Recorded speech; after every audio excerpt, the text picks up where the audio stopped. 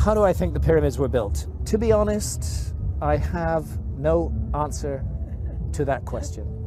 And anybody who tells you that he or she knows how the pyramids were built are not telling the truth, because we don't know. We don't know. The Great Pyramid contains a number of mysteries. The Great Pyramid, first of all, is very big. The Great Pyramid weighs 6 million tons. We can calculate that from its mass. It weighs 6 million tons. Its footprint is 13 acres. It's more than 750 feet along each side. It's 481 feet tall. More than 2.5 million individual blocks of stone were used in its construction. But it's not just big, it's really, really precise. The Great Pyramid is locked in to the cardinal dimensions of our planet. The Great Pyramid is targeted on true north, within 3/60ths of a single degree.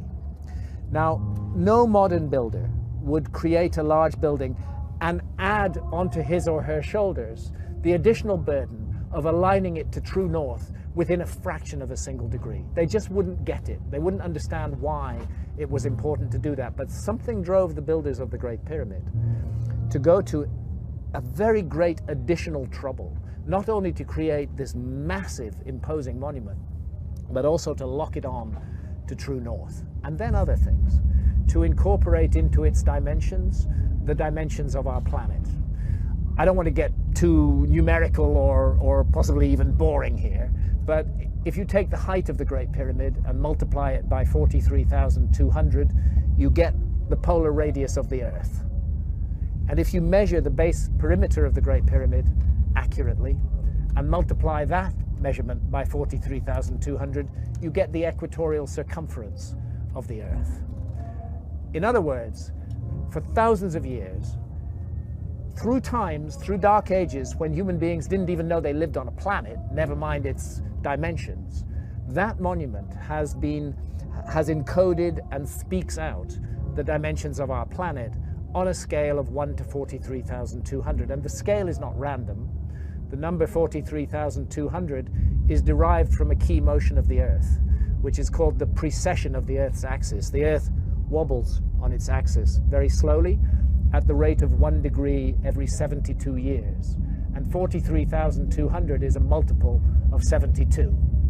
In fact, I think it's 600 times 72, but I need to double check that. But it's a multiple of 72. Check it out. So they've given us the dimensions of our planet on a scale defined by the planet itself.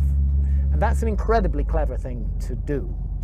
How on earth did they do it? Where did that knowledge come from? This is why I'm forced to consider the possibility of a lost civilization in the human story.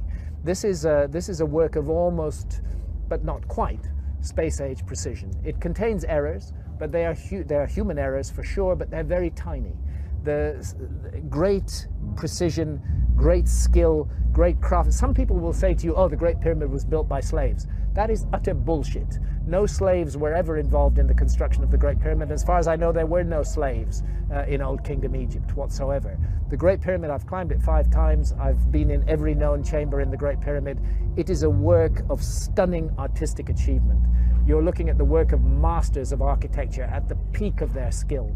Not an unwilling labor force, but people who gave their labor to that work with love and with care and with attention.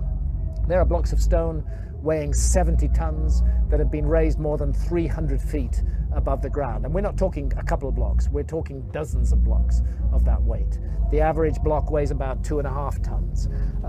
It's the moving of those huge blocks of stone, their arrangement into a high precision monument, and the achievement of actually doing it, because you know, if you make a small mistake at the base, by the time you get to the summit of your 481-foot high pyramid, you don't have a pyramid, you have a corkscrew.